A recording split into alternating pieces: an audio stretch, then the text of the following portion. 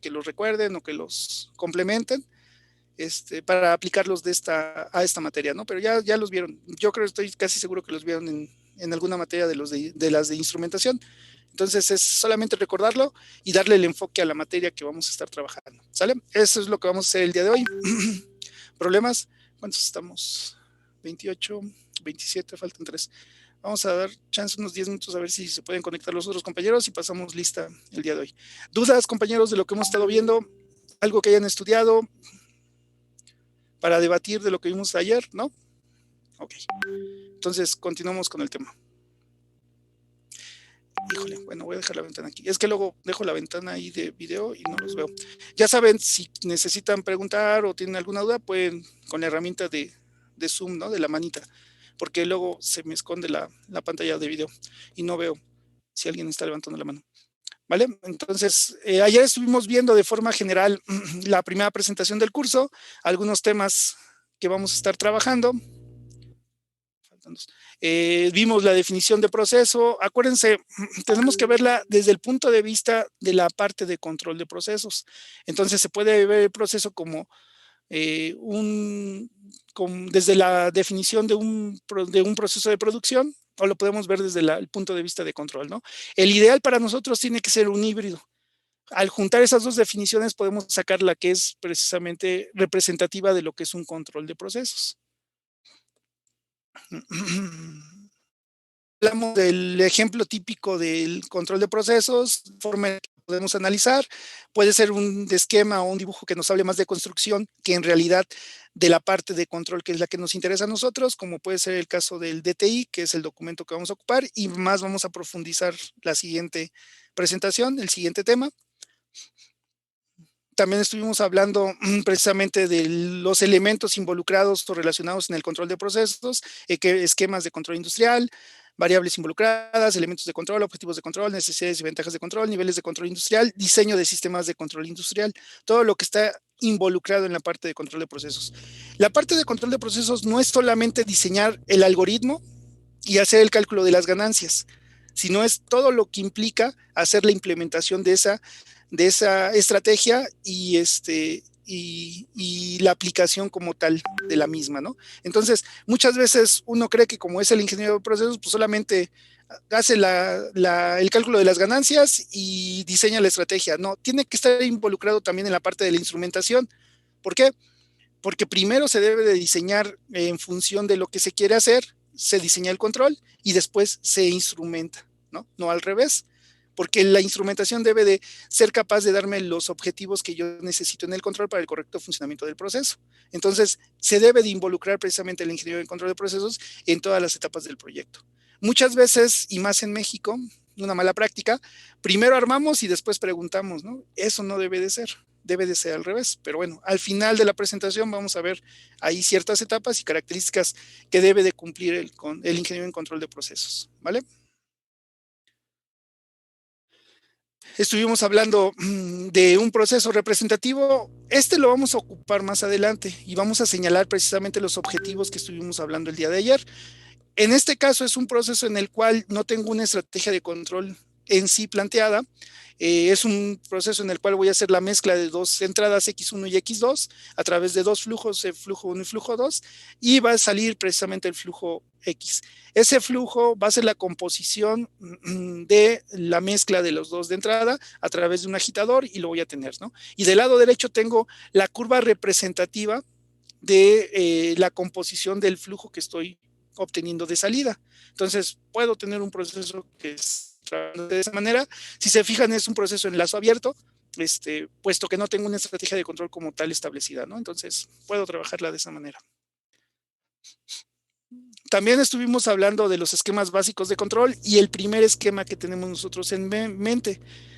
Este esquema, acuérdense que nace a raíz de la aplicación de la teoría de control clásico, que está bien, es nuestro primer referente, puesto que esto es lo que hemos estado trabajando. Control 1, control 2 y control 3, pero quizá no sea el esquema ideal para un ingeniero en control de procesos. Es muy abstracto. Los conceptos están involucrados, ¿no? Y desde el punto de vista de control, pues el actuador forma parte del controlador, igual que el punto suma.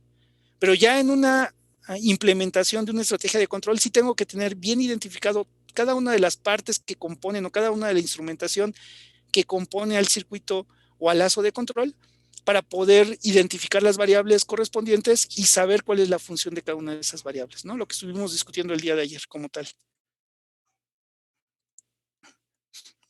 Hablamos de los esquemas de control avanzado, llega un momento en el cual la estrategia de control clásico, que es el lazo de control retroalimentado, simplemente no es suficiente para cumplir con los objetivos de control, entonces se piensa en una estrategia de control avanzado y se piensa en aplicar lo que es control moderno, que es básicamente variables de estado, ¿no? Y hablar de sistemas de tipo MIMO, SIMO, MISO también es válido.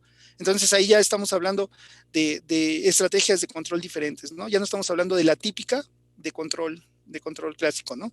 Y si se acuerdan, esa estrategia de control batallaron con ella 2 semestres, control 1 y control 2. ¿Por qué? Porque es la pieza fundamental de la teoría de control clásico, ¿no? Pero bueno, hay otras formas de hacerlo, dependiendo de las necesidades del proceso. Estuvimos hablando de las variables de interés, hablamos de las variables medidas o variable a controlar, de la variable de consigna o variable de referencia, de la variable a controlar o variable manipulada o variables de control, y de las variables de carga o de perturbaciones, ¿no? Más o menos los conceptos que tengo aquí, los 4 tipos de variables que tengo ahí, es para resaltar precisamente lo que estuvimos nosotros platicando, ¿no? Muchas veces la variable medida creemos que es diferente a la variable controlada o a la variable a controlar. Y no es cierto, es la misma, ¿no? La variable manipulada creemos que es una y la variable de control creemos que es otra. La referencia es una o la perturbación es otra y la variable de carga es otra, ¿no? Tenemos que tener claro ese concepto, saberlas identificar. Podemos asociarlo, como lo hizo ayer la compañera, con el instrumento correspondiente que nos permite entender cuál es la función de cada una de esas variables, ¿no? Y también definimos una que fue la variable de proceso. Desde el punto de vista de control de procesos, se tiene que una variable de proceso es toda aquella que tiene la suficiente importancia para ser instrumentada y al menos medida. Eso es lo que se define como una variable de proceso. Y ya dentro de las variables de proceso, pues está la variable de proceso a controlar, la variable de proceso de consigna, la variable de proceso manipulada y la variable de proceso de carga o perturbación. ¿Sale? Chequen bien ese concepto. Muchas veces no solamente el Coripio es buen libro, hay otros libros de control de procesos, luego les paso algunos nombres de los que yo tengo de consulta y que se pueden aplicar muy bien, ¿no? Se pueden aplicar excelente. Creo que tengo aquí arriba uno, ahorita lo checo. Y les paso algunos otros libros. No se queden solamente con el Creus y el Coripio, son buenos libros, son base, los 2 libros para entender, pero hay otros libros, precisamente muchos de los libros de la ISA son buenas herramientas, y ahorita muchos ya andan en internet, lo pueden descargar ustedes, porque sí son costosos, ¿no? Yo tengo varios de la ISA pues, en copias, porque no me alcanza para comprar un libro de 2,000 y tantos pesos, pues la verdad no. Entonces busco mucho de la referencia, los tengo y los que valen la pena los imprimo y los empasto, y ya son mis libros de consulta. Busquen más de una referencia, no se queden solamente con esos 2 libros, son buenos, son libros que nos sacan de problemas, el Creus y el Coripio, pero no son los únicos. Y hay principalmente los de la ISA, que traen muchas cosas prácticas. No todos los libros de la ISA son de interés, son aplicables, pero sí hay varios, y principalmente de la materia de control de procesos, que sí son aplicables, ¿no? Entonces busquen también referencia acerca de la ISA, y chequenlo, ¿no? Darles un camino que yo ya recorrí, pues no es tan agradable, ¿no? Cada quien hay que cometer sus errores y cada quien hay que buscar y formar su conocimiento.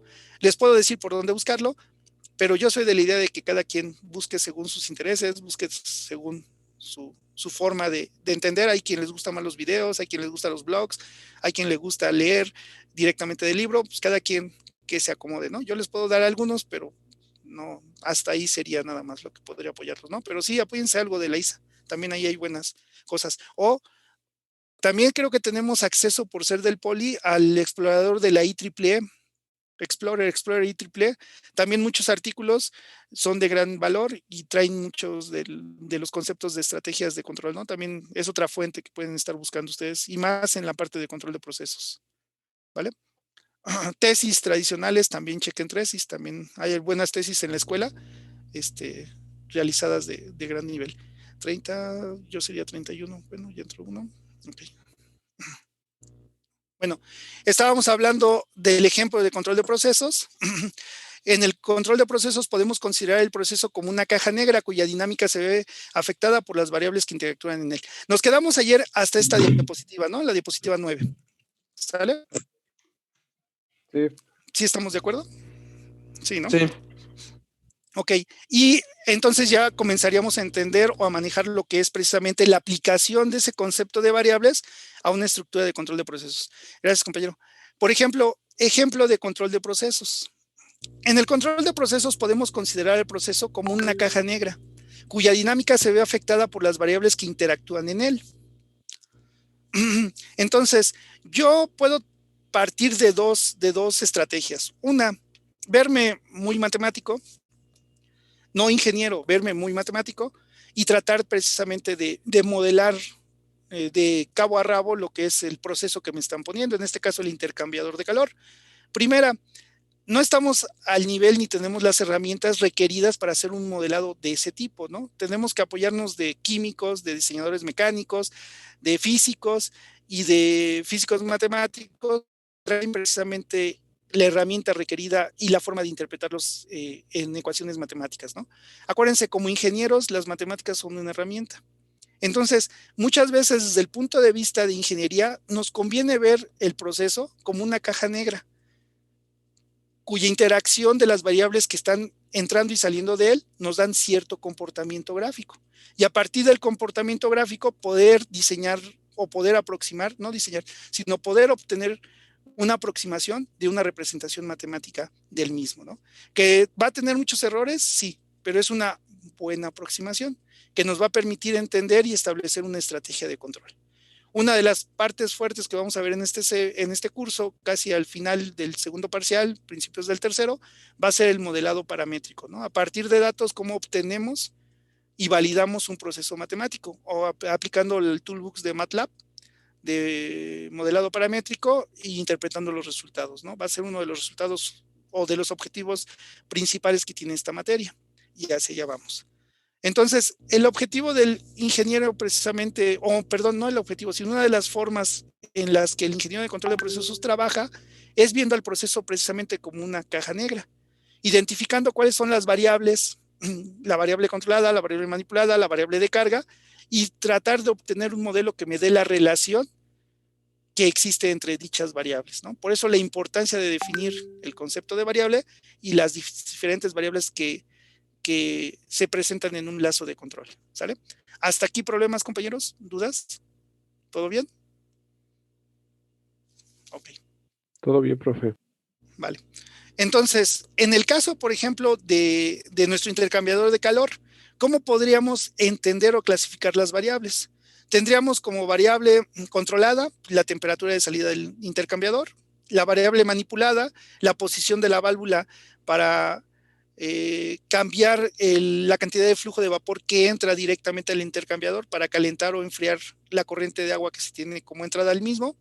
Y como la variable de carga podrían ser precisamente todos aquellos factores que intervienen en el comportamiento o en la dinámica del intercambiador, como puede ser la temperatura ambiente, la cantidad de agua de entrada, la temperatura del vapor, las incrustaciones incluso que se presentan en los tubos del intercambiador de calor por el flujo del vapor y la condensación del mismo, ¿no? Se empieza a incrustar precisamente ahí las sales y nos bajan la eficiencia del intercambiador. Entonces, todos esos elementos son perturbaciones que afectan precisamente a la variable.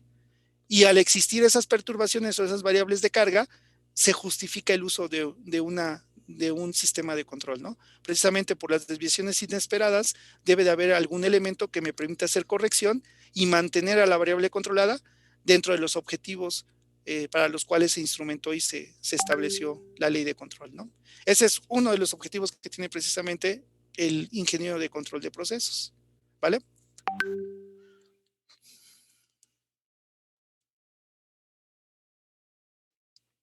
Como variables controladas, ¿cuáles son las más típicas? Se relacionan mucho con las variables que tenemos nosotros dentro del temario que nos piden modelar. Vamos a tener dentro de las más típicas las 4 básicas, ¿no? Que son presión. ¿Cuál otra tenemos, compañeros, aparte de presión? Temperatura. Temperatura. Flujo y nivel. Flujo. Y nivel. nivel, ¿no? Son las 4 típicas, ¿no? Las 4 características, porque en muchos procesos precisamente se ven reflejadas o son necesarias para su funcionamiento. Pero también están las variables analíticas, ¿no? Variables no tan comunes o las variables mecánicas, pero que están presentes, ¿no? Podemos tener velocidad, aceleración, posición, humedad, humedad relativa, pH, contenido de oxígeno, contenido de sales, o sea, puede haber más de las que estamos mencionando aquí, ¿no? Dependiendo del proceso que estemos analizando. Dentro de las variables de tipo manipuladas, ¿cuáles son las más comunes, compañeros? Posición podría ser. Posición, ¿cuál otra, compañero? ¿Cantidad? Cantidad, masa, estás hablando de que Peso. la cantidad de qué, compañero, de flujo, de De flujo. materia. Sí, de ¿Y, materia. y cómo controlarías la cantidad de flujo de materia? Imagínate que estás en un cernidor que va a estar alimentando polvos para hacer una mezcla. ¿Cómo controlarías la cantidad de flujo que cae? Podría ser un pistón neumático que entrara y saliera, o un pistón hidráulico. ¿Qué estaríamos controlando ahí? ¿Posición o velocidad? Posición. Posición. Fíjate que la variable manipulada es la posición del pistón y el resultante es la cantidad de materia que entra precisamente al proceso. Es bien interesante entender ese concepto, ¿no? Puede ser la posición de una válvula. En la mayoría de los casos, casi todos los actuadores que tenemos en control de procesos son válvulas en su mayoría. Puede ser la velocidad de un motor. Puede ser el accionamiento de un motor y algunos otros, ¿no? Pero fíjense, hay que pensar en el efecto físico que ya tiene en el proceso. Por ejemplo, en el caso que dice el compañero, yo tengo ahí una mezcla y con un polvo voy a estar modificando la densidad precisamente de una mezcla que tengo en un reactor. ¿Cuál es mi variable manipulada? La cantidad de polvo que voy a estar alimentando, o va a estar limitada esa cantidad de polvo a través de la apertura o cierre de la compuerta que me deje caerlo. Entonces, ¿cuál sería mi variable manipulada ahí? Desde el punto de vista de los accionamientos. ¿Sí lo ven? Eso es lo interesante. Cuando uno entiende esa metodología o esa forma de pensar y relaciona la parte de control con la parte física, entonces puede establecer una estrategia de control que sea exitosa, ¿no? Porque todos me dirían, pues voy a controlar la cantidad de polvo que va a entrar, sí, pero es lo mismo controlarlo con un pistón neumático que con una apertura de un pistón hidráulico o con un motor eléctrico, o con qué lo vas a estar controlando, o un soplador y una bomba que esté impulsándolo. O sea, ¿cuál va a ser tu actuador final que te va a permitir manipular esta variable, esa materia prima, esa variable que tienes, ese componente que tienes para modificar el sistema como tal? Entonces, si se fijan, dependiendo del actuador, va a ser la estrategia de control, e incluso hasta el tipo de señal que voy a requerir del controlador, ¿no? Para poder accionar directamente esos diferentes accionamientos o elementos finales. Entonces, tienen que pensar de esa manera.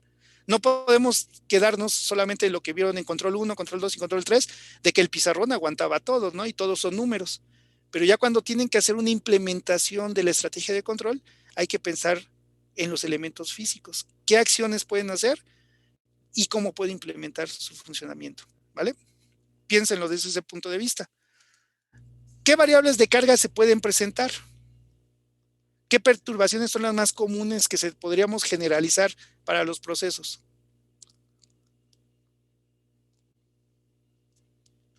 ¿El ruido? Bueno, siempre Puede ser escuchamos el ruido. ruidos, ¿no? Ruidos electromagnéticos, ruidos normales, vibraciones que también se traducen como ruido, que pueden afectar el funcionamiento del pistoncito o del elemento que tenemos ahí trabajando. Uno de los más comunes puede ser la temperatura ambiente. Sí, compañero Cristian, dime.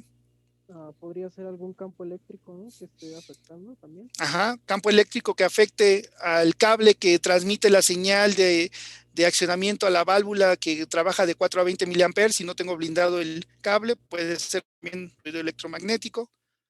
La cantidad de materia prima, que es la calidad, perdón, de materia prima que tengo, de proveedor a proveedor, a lo mejor la materia prima que me está llegando no es la ideal, no tienen el mismo tratamiento, y por lo tanto, lo que yo creía que no iba a ser un factor de perturbación a mi lazo de control, sí lo viene siendo, ¿no?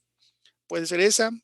Condiciones de mantenimiento del proceso, igual, no le doy mantenimiento al proceso y también puede ser un factor de decremento o de perturbación en mi lazo de control, ¿no? Por ejemplo, en el caso Profesor, de, sí, por ejemplo, hay unas variables de carga, podría ser una resistencia, o sea, no hablando solamente de resistencia eléctrica, ¿no? eléctrica, sino Puede, de flujo. por ejemplo, tienes una bomba que te va a estar alimentando el fluido en el caso del sistema que teníamos y el fluido que pasa es agua, pero el agua que te está llegando, entonces se van acumulando alrededor de la tubería y precisamente eso me va obstruyendo la cantidad de flujo que se supone que me debe suministrar, ¿no? La descarga de la bomba. ¿Podría ser eso, Alex? Sí, sí, a eso me refiero. Ese concepto, ¿no? Podría ser. Atenuación de la señal también, como dice el compañero Alexis en el chat, por la distancia que tengo, ¿no? A lo mejor yo hice mi estrategia de control y mi estrategia de control para gobernar el pistón hidráulico de apertura de la compuerta de la tolva que me va a estar alimentando el polvo está muy bien. Y el pistón hidráulico tiene un convertidor de señal eléctrica a señal neumática. Porque no sé cablear un lazo de control de corriente, pues le pongo un lazo de control de voltaje de 0 a 10 volts, pero no tomé en cuenta que el tablero de control va a estar a 100 metros. Entonces, hacer una tirada de 100 metros de cable donde voy a mandar una señal de 0 a 10, pues me va a atenuar la señal, ¿no? ¿Por qué? Por la resistencia que me implica el cable, lo que no pasa con una señal de corriente. Entonces, por eso es importante que aprendan a cablear corriente y voltaje. Se los digo por experiencia, si no van a aprender a la mala y tienen que aprender, ¿no? Alguna vez me pasó eso, no sabía manejar corriente, pues métele voltaje. Y oh, sorpresa, ¿no? Cuando empezó a atenuarse, pues me salió más caro el caldo que las albóndigas, ¿no? Entonces, pues se tiene que aprender a la mala y se tienen que pagar los errores. 3,500 pesos que gasté en un rollo de cable Belden blindado, pues los tuve que poner yo. ¿Por qué? Por el desconocimiento y porque no lo iba a cobrar al cliente y al ingeniero que me estaba recibiendo. Dejen de que sabía o no sabía, sino que simplemente pues, la ética profesional no lo permitía, ¿no? Y fue mi error al no contemplar que iba a haber una caída de tensión y que en lugar de llegarme 10 volts, me llegaban 8,5 y entonces mi acción de control pues ya no funcionaba como yo quería, ¿no? Entonces, todos esos factores son perturbaciones que afectan precisamente al sistema, ¿no? Eso relacionado con lo que dice el compañero Alexis, ¿no? La atenuación de la señal, sí puede ser un error. Y un error una perturbación acreditable al desconocimiento del que implementa, ¿no? Como me pasó a mí alguna vez. Y créanme, es caso verídico, suele suceder. Pero bueno, la ventaja de ahí es que me costó 2,800 pesos tomar confianza y aprender a cablear lazos de corriente, ¿no? Y ya, pues eso es otro rollo y una ventaja enorme, ¿no? Pero bueno, lo que no aprendan aquí en la escuela lo tendrán que aprender por fuera y pagando, ¿no? En cursos extras. Entonces, exijan su temario. Si no les dan control de máquinas adecuadamente, con todo gusto yo les puedo enseñar control de máquinas. Cobro 8,500 pesos el curso, 20 horas, curso básico, intermedio, y si ya quieren el avanzado de redes, de Siemens o de Lembrale, ya está en 12,500 las 20 horas. Entonces, exijan su temario. Bueno, continuamos. Los elementos de lazo de control también que casen el concepto físico con el concepto teórico, porque como les decía, nosotros podemos hacer la mejor estrategia de control en el papel y en MATLAB, pero ya cuando lo vamos a implementar físicamente, no consideramos las características de los elementos. Y las características de los elementos físicos pues afectan, ¿no? La resolución del sensor, la resolución del controlador, el tipo de señales que manejamos. Yo hice mi sintonización en MATLAB considerando que va a ser un escalamiento para una señal de 0 a 10 volts y resulta que no, que va a ser una señal de menos 10 a 10 porque el actuador trabaja de menos 10 a 10. Entonces ya mi simulación ya no va a funcionar como yo espero, ¿no? Ya tengo que hacer una corrección o un caso crítico. Sintonicé y escalé la variable en mi simulación y en mi diseño para que trabajara en voltaje y resulta que va a trabajar en corriente y no de 4 a 20, sino de menos 20 a 20. Entonces ahí ya empiezan muchas veces los problemas, ¿no?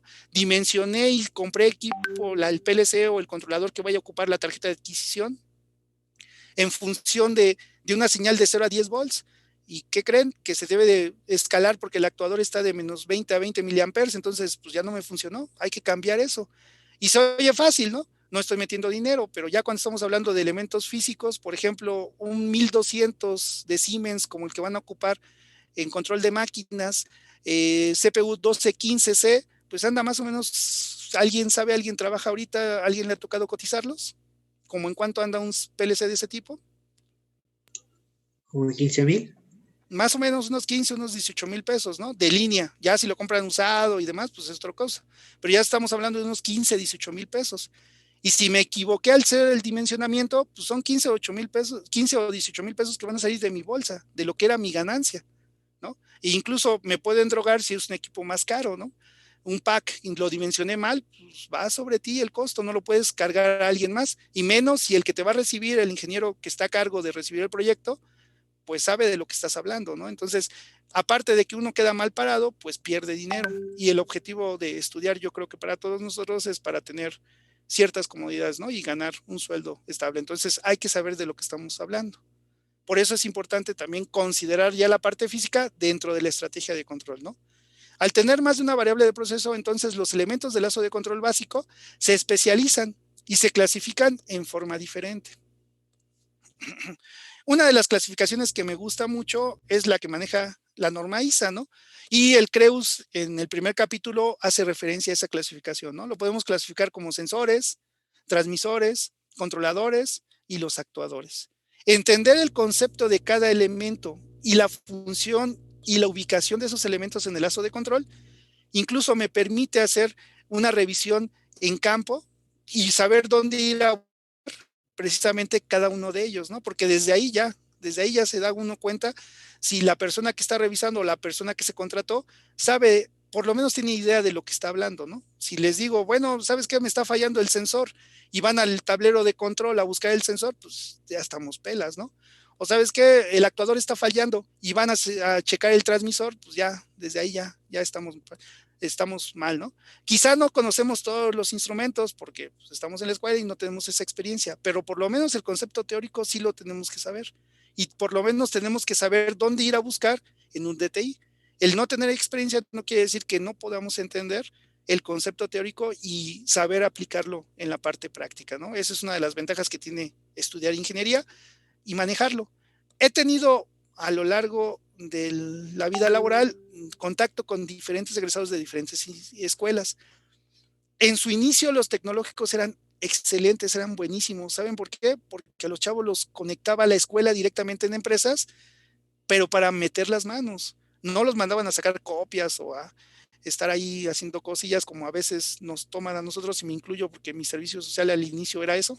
Después ya me mandaron a otra área interesante allí en el IMP, pero bueno, ahí los tecnológicos se preocupaban mucho por eso. Y los chavos eran muy hábiles y tenían mucha confianza porque tenían esa experiencia, pero a la hora de ponerlos a aplicar el concepto teórico era donde tronaban.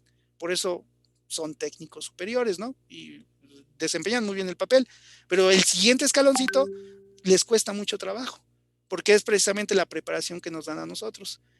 Parte práctica, parte teórica, y hay que entender y razonar el concepto como tal, ¿no? Entonces, eso es una sugerencia. El que no tener experiencia no implica que no sepamos cómo aplicar el concepto teórico. Al contrario, nos obliga a aplicar el concepto teórico, ¿no? Entonces, créanme, esa parte de la ISA es muy, muy valiosa para nosotros en nuestra formación y entender bien el concepto como tal. ¿Sale? Entonces, denle una leída, cómo se define el sensor, cómo se define el transmisor, el controlador y los actuadores. Eso, a la hora de tener que interpretar una hoja de especificaciones o dimensionar o cotizar un equipo, ayuda de mucho, ¿no? Ayuda de mucho a la hora de aplicarlo. ¿Alguna duda hasta aquí, compañeros? ¿Todo bien? Vale. Profesor, Sí. soy yo otra vez. Sí, adelante. Tengo una duda. Bueno, es un poquito sobre este tema. Sí. He escuchado que los profesores mencionan mucho la parte de entrada tipo escalón, entrada tipo senoidal Rampa. o cosas así, Ajá. pero tipo rampa. Sí. Pero en sí, físicamente, ¿eso cómo vendría representado? Porque en Simulink y MATLAB, pues ya como que lo sabemos un poquito aplicar, pero físicamente en un sistema, ¿eso cómo se vería o cómo estaría? ¿O solamente se hace para hacer pruebas? O no entiendo bien eso. Ok, haz de cuenta, las señales de prueba típica, Alex, que se vieron en Control 1, es para precisamente entender el funcionamiento o el tipo de respuesta que nos daban los sistemas o las funciones de transferencia que se estudiaban en ese momento, sistemas de primer y segundo orden, nos dan una idea de la forma en la cual se va a comportar el proceso de forma real. Si me pides una analogía real, perdón, es que iba a entrar alguien, ya no lo alcancé a dar, si alguien tiene el WhatsApp completo, díganle al compañero que quiso entrar, que no me dio tiempo, que vuelva a mandar la invitación, ¿no? Y le doy acceso. Perdón, como te comentaba Alex, si lo quieres manejar de esa forma, por ejemplo, una fuente física que represente un escalón es toda aquella fuente de corriente directa. El escalón unitario te representa un cambio en magnitud de señal física.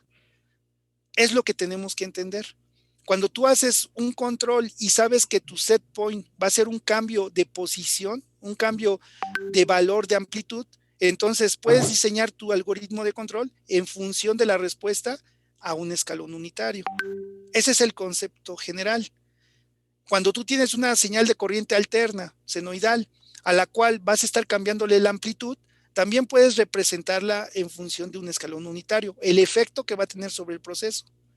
Si tú vas a cambiar la frecuencia que vas a tener en la onda senoidal o en la corriente alterna, entonces tendrás que hacer un estudio en el dominio de la frecuencia, del comportamiento.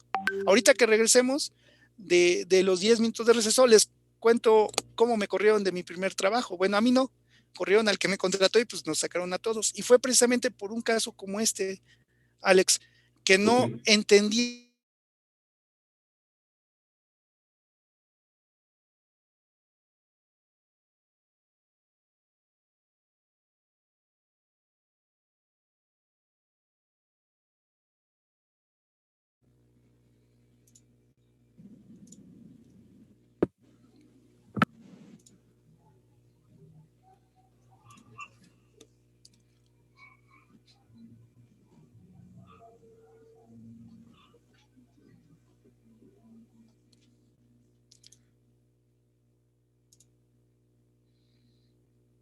Esto me incomoda, pero a muchos mexicanos se ofenden.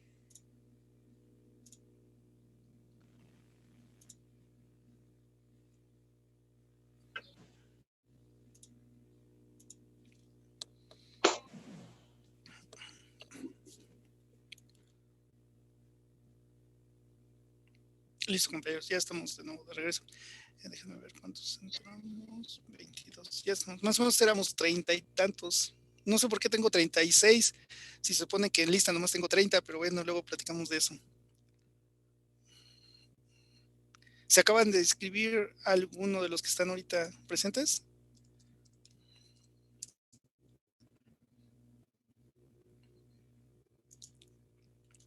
¿No?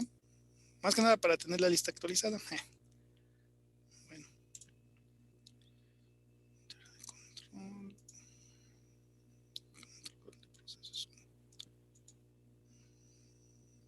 Pues sí, tengo 30. ¿Por qué hay más? Bueno, revisamos.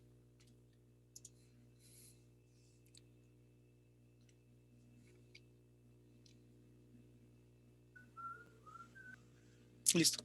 Estábamos con una pregunta que hizo el compañero Alex de cómo interpretar precisamente las señales de prueba de prueba típicas que se vieron en control 1 ya de forma real, ¿no? De forma verídica.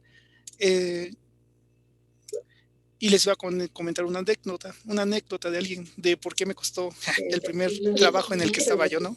Pero bueno, ¿dónde ocupan la señal de prueba impulso, compañeros oficiales? Es que acabo de darle clase a los de la Marina, perdón. Compañeros, ¿dónde se ocupa, por ejemplo, la señal de prueba típica, el tipo impulso? ¿Alguien ha trabajado con bombas, instalado bombas? En un on-off, ¿no? Sí. Perdón, perdón, compañero Linares. Se ocupa en un on-off, el impulso.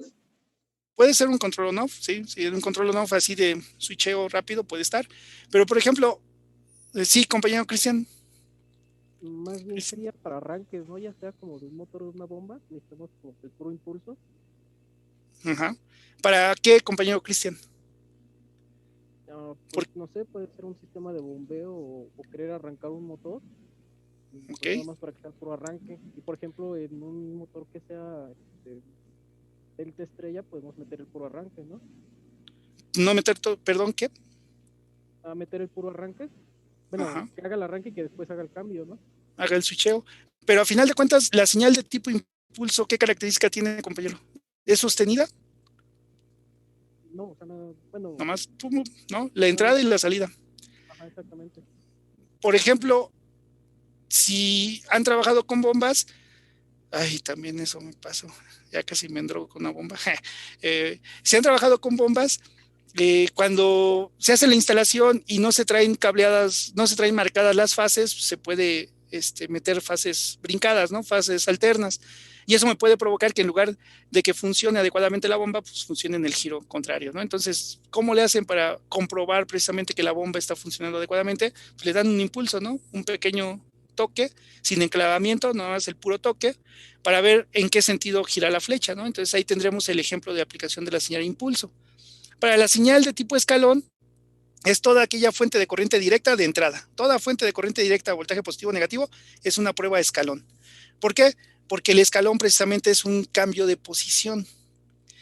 El tener una referencia para una entrada tipo rampa o tipo parábola en la vida real ya es más difícil. ¿Por qué? Porque la mayoría de las señales que trabajamos son senoidales, de corriente directa o de corriente alterna, ¿no? Hablando de señales de tipo eléctricas. Una variación constante se puede ver afectado o se puede ver representado, por ejemplo, cuando ustedes están haciendo el control de un rollo para estar haciendo el enrollado de hilo o de papel. Hagan de cuenta que está la bobina de papel y empiezan la bobina chiquitita sin nada de papel, y conforme va creciendo el diámetro del rollo, se debe de ir ajustando el control de velocidad para ir tensando, perdón, la posición para ir, tiene un margen de 2 puntos. Vaya, perdón, es la redundancia. 2 puntos. para ir tensando precisamente la bobina del papel, la velocidad de enrollado, y no romper la tira de papel que se está enrollando, ¿no? Entonces ahí tendríamos, por ejemplo, el caso de una entrada tipo rampa hacia un sistema de control o hacia el sistema de control que gobierna la sincronía de las velocidades, para estar haciendo precisamente la aceleración o desaceleración de los rollos conforme va creciendo el diámetro. No sé si me estoy dando a entender, compañero Alex. Sí, sí, profesor. Básicamente lo que se vio en Control 1 es entender el funcionamiento que se tiene y el efecto que se tiene de ese tipo de entradas, que se tiene bien estudiado sobre ya los elementos reales, ¿no? Los elementos físicos. Y en el caso de aceleración, pues por ejemplo los tamizadores, ¿no? Cuando tú estás tamizando, estás clasificando por diámetro de partícula, tienes que acelerar o desacelerar para precisamente estar tamizando diferentes diámetros de grano y poderlos estar clasificando. O precisamente en los mezcladores hay veces en las cuales la velocidad no puede ser constante, debe de estar variando, acelerando, desacelerando, para evitar que haya condensados y no se mezcle completamente los componentes. Entonces también ahí tenemos el efecto de la parábola, ¿no? Donde empieza y acelera, entonces tendrías esos efectos y el comportamiento que debes de manejar en lo que son los procesos, ¿no?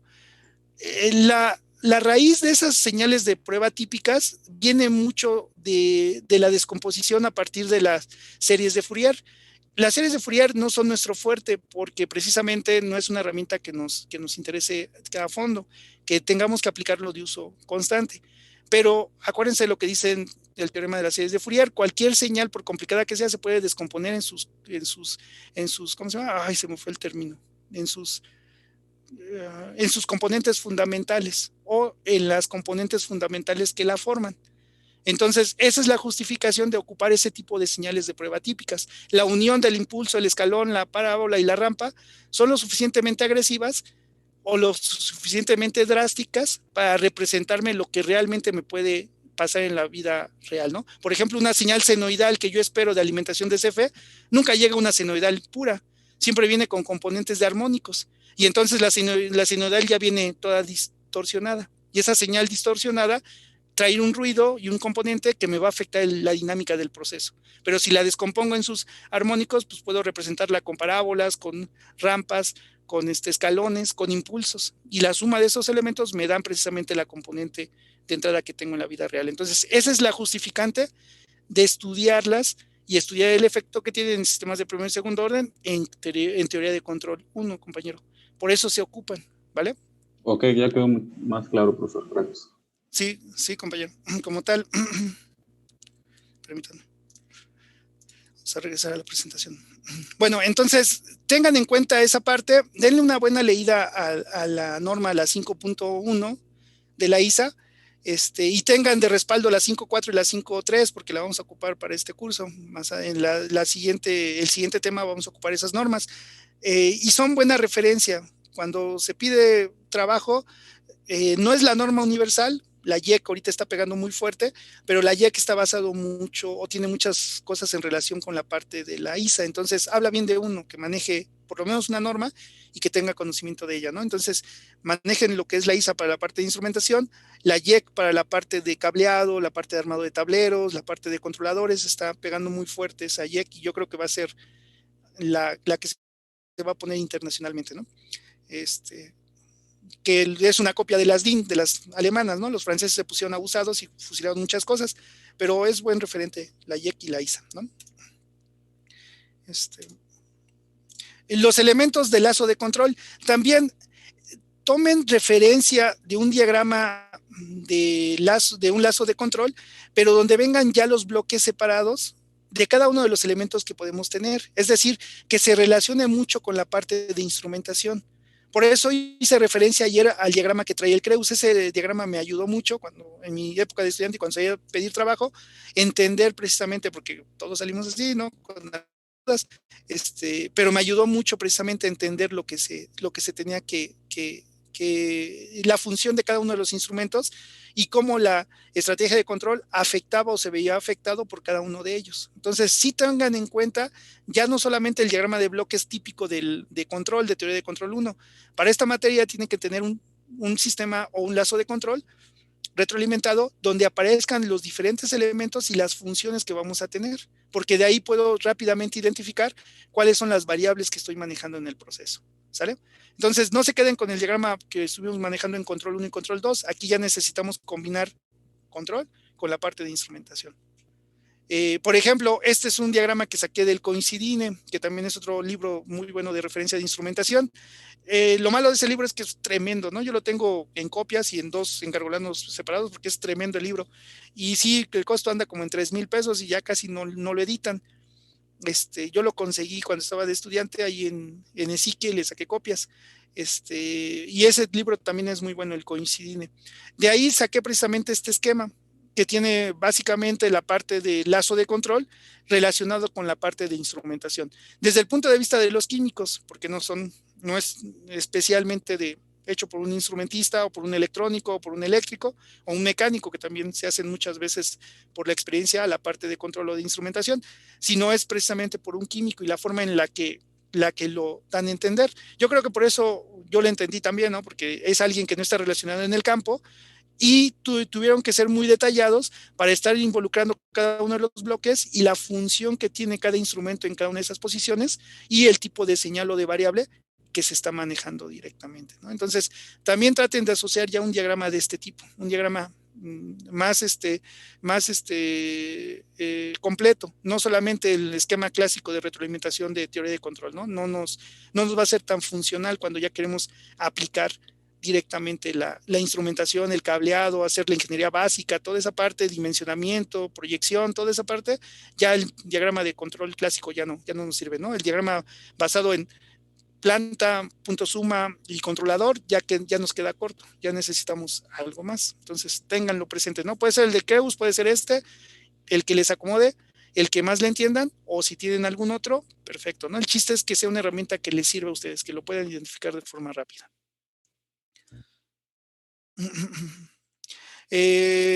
Por ejemplo, el anterior es el del Coincidine.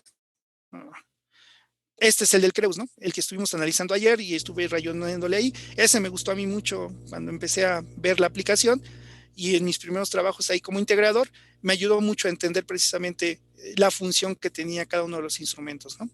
Y la forma en la que lo tenemos que aplicar y cómo se ve afectado el lazo de control o la estrategia de control o la programación del controlador por el tipo de elemento físicamente que tenemos, ¿no? Desde el sensor hasta el actuador, sin más. La relación entre las variables controladas, manipuladas y de carga definen la necesidad de un control de procesos.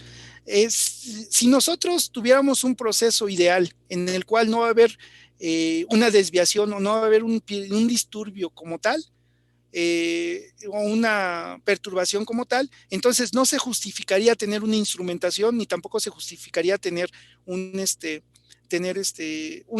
de control. Simplemente tendría el proceso y quedaría, ¿no? Un ejemplo típico, ¿qué tipo de control tiene la máquina que hace tortillas en cada una de las colonias de nosotros donde vivimos? Si van, pues está generando la tortilla, ¿no? ¿Qué tipo de tolerancia? Pues mientras sea redonda y más o menos de cierto tamaño, pues pasa, no hay mucha exigencia en el proceso. Y sin embargo es una máquina fiable que está ahí funcionando, no sé, 16 horas al día, sin ningún control en específico, sin ninguna instrumentación muy cara o específica. Lo básico que tiene ahí ya está operando, ¿no? Incluso la persona que está operándola, sacando las tortillas, no creo que tenga gran preparación en la parte de mantenimiento mecánico, la que opera, ¿no? Quizá ya el dueño del negocio pues tenga que conocer algo más, pero es una máquina muy fiable y ahí está, ¿no? Funcionando. ¿Por qué? Porque el proceso así lo demanda, el proceso no requiere más. Sin embargo, conforme van creciendo los objetivos del proceso y los requerimientos y se vuelven más estrictos, entonces se va justificando la parte de la implementación de un control de procesos, ¿no? Que involucra la instrumentación, la estrategia, la programación, el armado y todo lo que conlleva la puesta en marcha como tal del mismo, ¿sale? La variable manipulada y las distintas variables de carga pueden aumentar o disminuir a la variable controlada según el diseño del proceso. Es un hecho, es por el hecho de que las variables de carga no permanecen constantes que se tiene la necesidad de la instrumentación y el control de procesos, ¿no? Si yo tuviera idealizado el proceso, no pasaría nada, pero en la vida real eso no pasa, ¿no? Vámonos a uno de los procesos más estrictos, fabricación de cualquier tipo de medicamento. Este tipo de procesos son estrictos a más no poder y simplemente la generación o el embotellado de agua a grado inyectable. Si se va una partícula, por muy pequeña que sea, hasta cierto límite, entra al cuerpo humano y puede generar un bloqueo en una arteria, en una vena y demás. Entonces, los niveles de seguridad que se requieren en esos procesos implican que a lo mejor la estrategia de lazo retroalimentado no es aplicable. ¿Por qué? Porque la estrategia de lazo retroalimentado pide que se genere un error para existir una corrección. Pero si nos vamos a una estrategia de lazo prealimentado, entonces yo prevengo la existencia del error porque tengo todo controlado en el proceso o lo más que pueda controlado. Por eso cuando ustedes entran a farmacéuticas, pues casi entran blindados, ¿no? Entran con todas las medidas de seguridad para que no perturben el lazo de control o la perturbación del lazo de control sea lo menos posible, ¿no? Pero ya entonces la estrategia ahí cambia, ¿no? Para nosotros los procesos que vamos a estar manejando pues deben de tolerar cierto error o el disturbio va a estar presente y no lo podemos evitar, no lo podemos contemplar o no lo podemos anticipar y por eso se aplica precisamente la estrategia de control de lazo retroalimentado, ¿vale? Por lo general, el problema del control de procesos se puede resumir de la siguiente manera. Determinar el valor de la variable manipulada que establece un equilibrio entre las variables de carga o perturbaciones y la variable controlada para mantener a esta última lo más próxima al valor de set point. Eso algunos autores como el Creus y otro libro, ahorita se me fue de la ISA, se me fue ahorita, bueno, ahorita me acuerdo del autor del libro, resumen el problema del control de procesos de esa manera y la justificación de la existencia de un control de procesos, de una instrumentación y de un lazo de control aplicado a un proceso, ¿vale? ¿Problemas hasta aquí, compañeros? ¿Dudas? ¿Todo bien? ¿Más o menos? Por el momento no, profesor. Todo bien, profe. Ok. Problema del control de procesos. ¿Cómo lo podemos referir? Bueno, sin importar qué tan complicado sea cada sistema de control, debe de resolver este mismo problema básico para un proceso con condiciones de operación especificadas. Por ejemplo, no tiene que ser un sistema de control totalmente complicado, ¿no? Puede ser lo más básico mientras el proceso cumple el objetivo para el cual está siendo diseñado o está siendo implementado, ¿no? Nosotros tenemos en la casa un sistema, y todos, estoy seguro, un sistema que hace precisamente un control del llenado de un tanque para el desagüe de la taza de baño, ¿no? Y es un control bien sencillito, bueno, hasta que le toca a uno cambiarlo y no quiere llamar al plomero, descubre que no es tan sencillito, tiene su chiste, pero bueno, es un control muy austero, muy sencillo, muy básico, pero cumple, ¿no? Cumple con el objetivo y no se necesita más. Entonces, también el diseñar un control de procesos que esté sobre las exigencias del proceso es malo, como diseñarlo que esté por debajo de las exigencias del proceso, ¿no? También es malo. Se tiene que seleccionar el control y se tiene que hacer el traje a la medida. Se puede generalizar ciertas condiciones, pero de proyecto a proyecto siempre va a haber alguna variante, ¿no? Se instaló un potabilizador de agua en Coyoacán alguna vez, y la compañía que nos contrató al despacho para hacer la automatización nos pidió luego que lo hiciéramos en Iztapalapa. Y nos dijo, pues vas a requerir lo mismo, ¿no? Te pago lo mismo de una vez. Pues no, hay que poner más filtros porque la materia prima que llega en Iztapalapa no es la misma característica que llega en Coyoacán, ¿no? Aunque tengas el mismo proceso. Simplemente siempre va a haber alguna variante y se tiene que hacer o ajustar el traje a la medida, ¿no? Entonces, ese es el chiste del problema de control de procesos. Encontrar la solución que nos dé el concepto de óptimo. Hay que tener cuidado cuando hagan sus trabajos terminales, y más con los compañeros de mi academia, porque así somos de payasos, hay que reconocerlo, los de control, el concepto de óptimo, ¿no? Ya vieron ustedes algo de control óptimo en control 3, entonces sean cuidadosos cuando manejen el concepto de control, y más si en su jurado va a haber alguien de control, porque nos ponemos locos, ¿no? A ver, ¿cuáles son tus índices de optimización para que me hables de eso?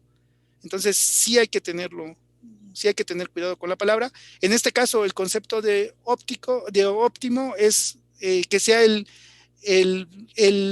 control que me permita cumplir con el objetivo que estoy persiguiendo al más bajo costo. Quizá la seguridad no me interesa mucho, no lo estoy poniendo por delante aquí, pero el costo sí. Entonces, ese sería el concepto de óptimo, ¿no? También tengan mucho cuidado cuando lo utilicen.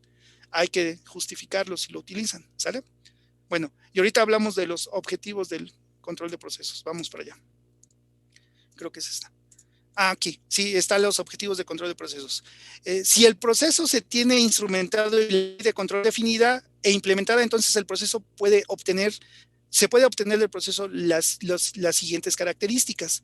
Regresamos a la parte de seguridad y estabilidad. Acuérdense que también en control 1, cuando empezamos a ver los conceptos de control, algo que nos definen es estabilidad y seguridad, o seguridad y estabilidad. Siempre la palabra de seguridad pónganla ante todo. Siempre la seguridad y después lo que quieran. Y más si a ustedes les toca firmar y son responsables porque el que firma es responsable de todo lo que pase, ¿no? Entonces, uno de mis mantras, por decirlo de una manera, es la seguridad. Primero la seguridad y luego lo que quieras, porque yo firmo. Si alguien más está firmando y no me va a afectar a mí, pues Dios los bendiga, ¿no? Yo hago mi trabajo, para eso me contrataste, cuando vas a hacer tu prueba yo me alejo lo más que puedas y la responsabilidad está sobre el que firma, ¿no? Entonces siempre seguridad desde mi punto de vista. Ya cada quien analizará la situación, ¿no? Y pondrá ahí su punto de vista, ¿no? Pero para mí siempre es seguridad. Otro de los objetivos es el ajuste de calidad y cantidad de producción. Cumplir con la normatividad, operación o funcionamiento muy cercano al óptimo. Primero tengo que cumplir con la parte de seguridad. Si es seguro el proceso, tiene que ser estable. Si tengo estabilidad, puedo preocuparme por calidad, y ya que cumplo con calidad, puedo preocuparme por el ritmo de producción. Es decir, sacar más en menos tiempo. Si no llevo esa escala, lo más probable es que vaya el desastre. Si me preocupo por cantidad sin calidad, pues mucho de mi producto va a ser rechazado, entonces no va a tener ninguna ganancia. Y si no puedo reciclar la materia que me están rechazando, lo más probable es que me ponga a venderlo en la calle por un valor mucho menor a lo que debe de ser, ¿no? Si no tengo la estabilidad y estoy sacando una gran cantidad, pues me van a rechazar, no tengo calidad, y al no tener calidad voy a exigir que me produzcan más, voy a llevar la inestabilidad del proceso y eso me va a llevar a la inseguridad total hasta que pase algún accidente y en el mejor de los casos se dañe la maquinaria o en el peor de los casos me multen por algún accidente que tenga alguno de mis operarios o de la gente que está trabajando bajo mi cargo. ¿Sale? Entonces, siempre seguridad, estabilidad, ajuste de calidad y entonces ya me preocupo por ritmos de producción. Al tener esa parte, entonces ya me puedo yo comprometer a empezar a cumplir con normatividad, pero si no tengo calidad, no tengo cantidad, no tengo estabilidad, pues no produzco. ¿Y cómo voy a tratar de cumplir con los estándares de normatividad si no estoy produciendo y no tengo recurso o entrada, ¿no? Entonces, es una cadenita virtuosa que nos lleva al éxito, siempre y cuando entendamos ese concepto, ¿no? Ya que tengo la normatividad, pues entonces ya me empiezo a preocupar por optimizar los recursos. Yo creo que la industria mexicana hasta cierto punto ya llegó a un punto en el cual se están preocupando ahorita por implementar estrategias de control óptimo, perdón, de estrategias de control avanzado, que les permitan optimizar el uso de la materia prima para producir más con los ritmos que ya tienen ahorita establecidos, ¿no? Un ejemplo nos pidieron ahorita en la refresquera, en esta Jarritos, que está hasta allá arriba de Mundo E, hacer un análisis de una línea de producción de embotellado de jarritos, donde tienen muchos problemas a la hora de hacer la concentración del jarabe. Y según estadísticas de los de calidad, están regalando mayor cantidad de jarabe en cada una de las botellas. Entonces, ya están produciendo de forma continua, ya tienen estable el proceso, ya tienen cierta calidad que les permite estar en el mercado colocados, y ahorita lo que están buscando es, pues, métele estrategias de control avanzado, ¿no? Una red neuronal que me permita optimizar. El segundo problema es, bueno, si eres controlero y sabes redes neuronales, ¿sabes programarlo en un PLC? Porque yo tengo un PLC, no te voy a poner una computadora o no te voy a poner una tarjeta de adquisición. Yo estoy trabajando con un PLC S7300 de Siemens. ¿Sabes hacerlo? Entonces, tiene que ir muy de la mano. Si ustedes no van de la mano en el desarrollo de la instrumentación, de la tecnología de controladores y de la estrategia de control, quedan muchos. Pues serás muy bueno diseñando tu parte de tu algoritmo, pero ¿de qué me sirve un algoritmo que en MATLAB esté muy bonito si no lo vas a poder cargar al PLC o al controlador industrial que se esté manejando, ¿no? Y en este caso yo hablo del PLC porque es con lo que yo trabajo, ¿no? No te voy a poner una computadora que te comunique por OPC y que mande los datos al PLC y que tengas un delay y que me lleve a que yo esté regalando jarabe en cada una de las botellas que estoy embotellando, que estoy produciendo, ¿no? No te voy a permitir eso. Entonces, tiene que ser complementario.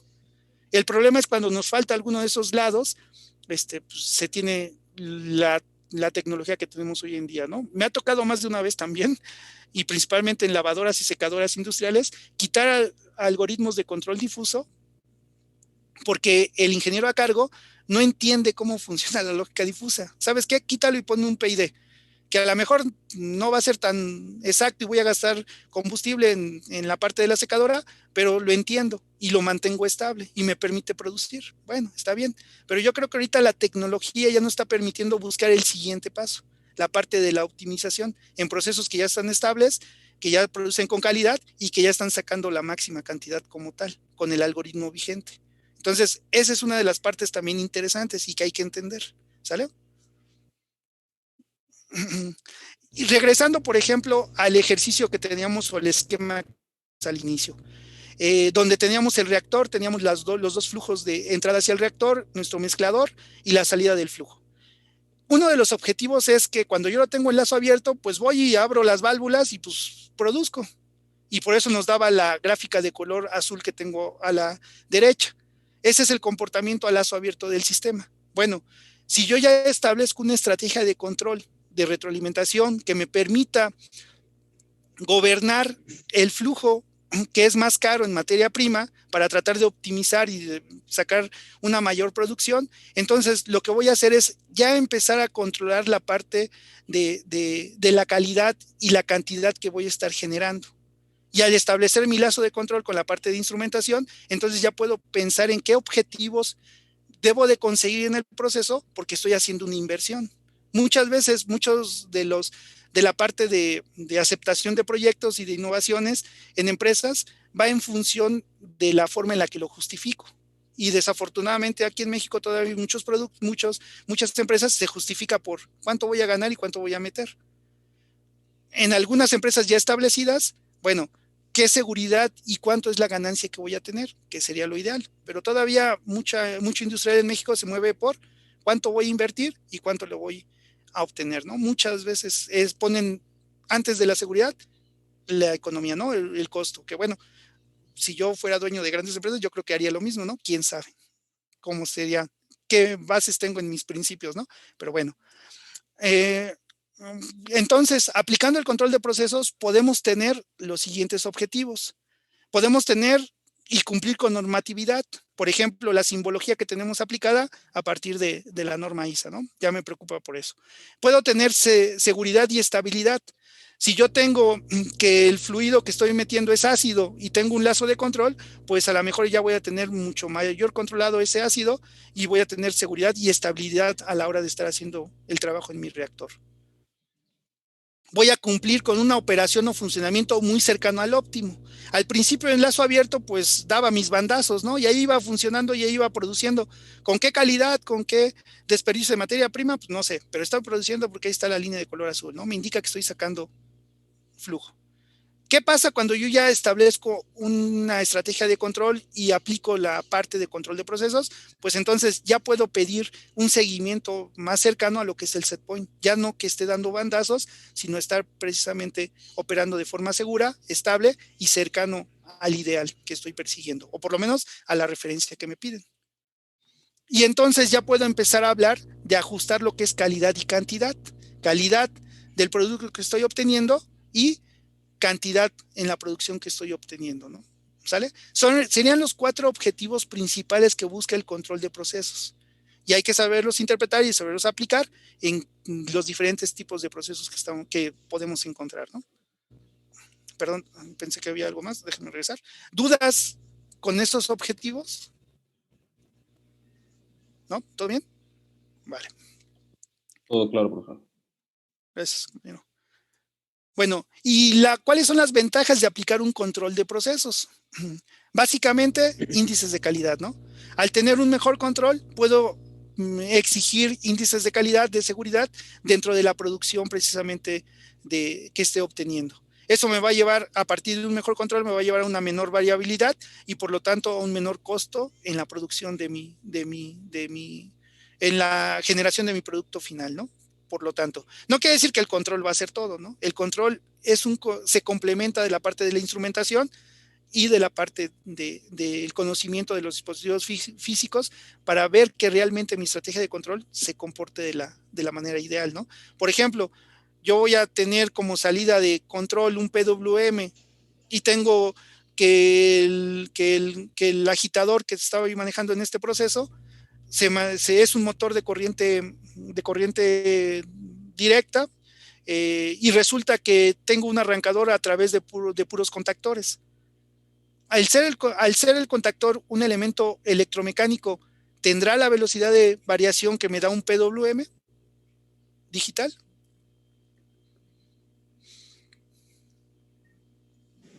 Simplemente no.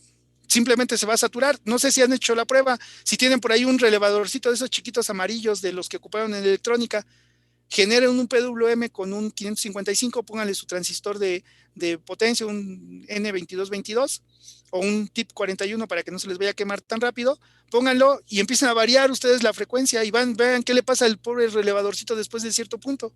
Ya nomás queda vibrando, ¿no? Entonces, si yo no conozco cuáles son los elementos físicos que componen a mi lazo de control, pues mi estrategia de control puede hacer maravillas en el simulador, pero a la hora de implementarlo, pues no va a dar el ancho, ¿no? Simplemente no voy a conseguir lo que yo deseo o para lo cual estoy diseñando, ¿sale?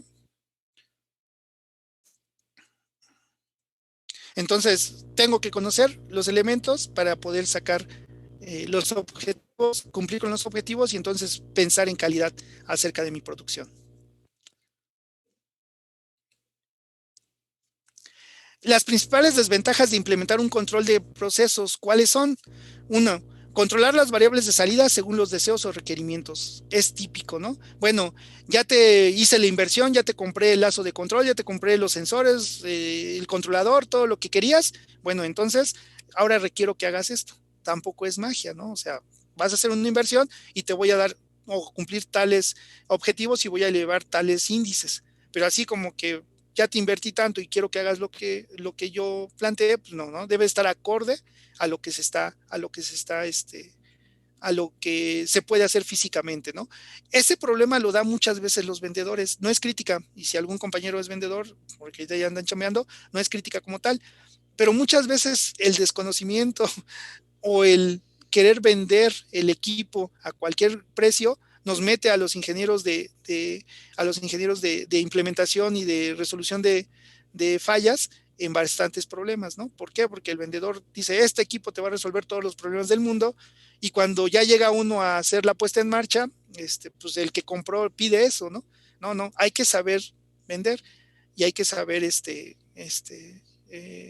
vender y hay que saber implementar, ¿no? Yo creo que una de las ventajas de la parte de ventas es que se trabaja bajo comisión. Entonces, si agarra uno un buen proyecto, pues la comisión es gigantesca. Sin embargo, un buen vendedor o un vendedor exitoso, en mi experiencia y con los compañeros que yo he conocido, es aquel que primero sabe lo que hace su producto. Aquellos que pasan primero por la etapa de mantenimiento, la etapa de puesta en marcha, la parte de resolución de fallas, y después se convierten en muy buenos vendedores, en vendedores muy exitosos, porque conocen y saben qué es lo que su equipo es capaz de hacer. Entonces, cuando yo como usuario contrato o compro un equipo que alguien me vendió y que no me decepcionó, pues voy a regresar con él, ¿no? Y si hay un proyecto más grande, pues es al que voy a dirigir, al que me voy a dirigir y el que me va a resolver el problema. También es muy usual.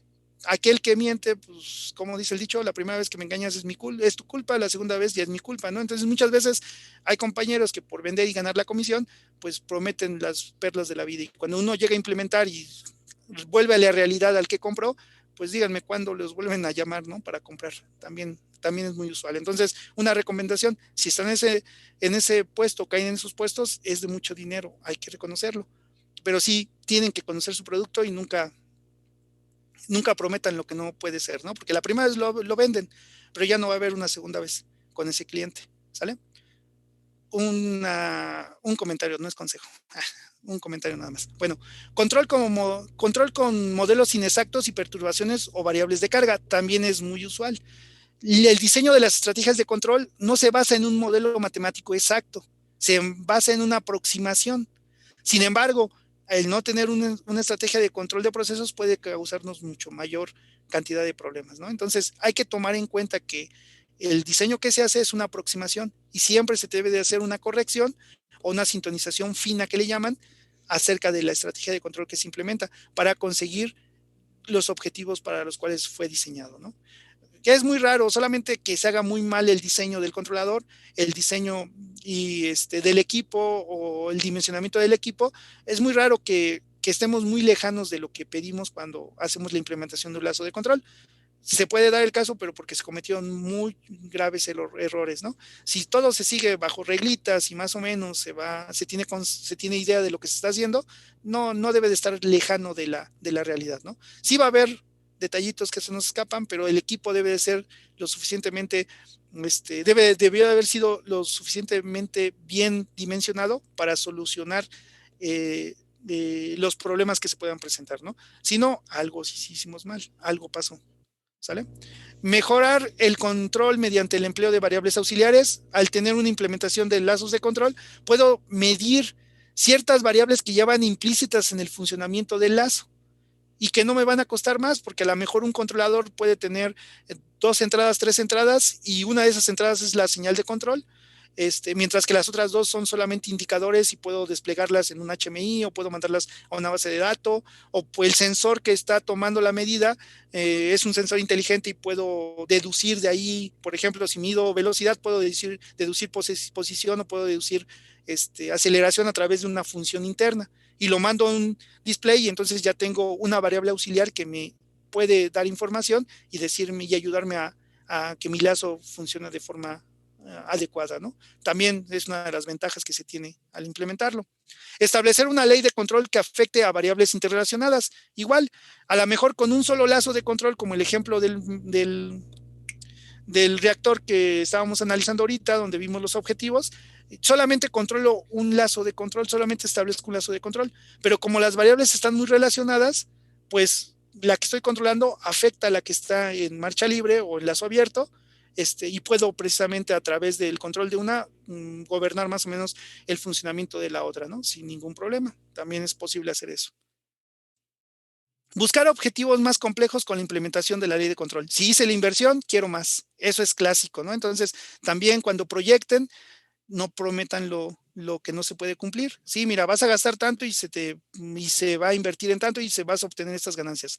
Más, no se va a poder. Porque también más de una vez me ha pasado, ¿no? Que ya te invertí tanto y también quiero que vuele el proyecto, ¿no? No juegues, no es para tanto. Se puede cumplir, se puede llegar a tanto, ¿no? Con lo que se está haciendo la inversión. Entonces también hay que justificar bien esa parte, hay que tener claro lo que se está buscando. Bueno, nos quedamos hasta aquí, diapositiva 21. Casi me queda un minuto para ir terminando la presentación. Les voy a subir a la página de Google la tarea para el próximo lunes, unos conceptos que necesito para la siguiente presentación. El primer parcial casi son así las presentaciones y las clases. Voy a estar hablando un poco porque hay ciertos conceptos que quiero que queden claros, pero a partir del segundo ya es de ustedes, ¿no? Porque vamos a empezar con modelado, validación de modelos y demás. Entonces, ténganme paciencia, voy a tratar de hacerlo interactivo para que no sea nomás que escuchen, pero no se preocupen, no va a ser así todo el semestre. En el segundo me toca ver y a ustedes hablar. Pero bueno, vamos para allá. ¿Dudas, compañeros? Ya me quedan como 30 segundos, disculpen. Cualquier cosa sobre la plataforma, ¿sale? Y subo hoy la tarea para el próximo lunes para ir preparando la siguiente presentación, unos conceptos que necesito. Por favor, chequen lo de LabVIEW para que dentro de 8 días ya estemos haciendo la primera práctica. Gracias, compañeros. Gracias, profesor. Hasta luego. Hasta luego. Gracias. Sí, buenas tardes. Hasta luego, profe. Gracias, profe. Hasta luego. Gracias. Gracias, hasta luego. Hasta luego.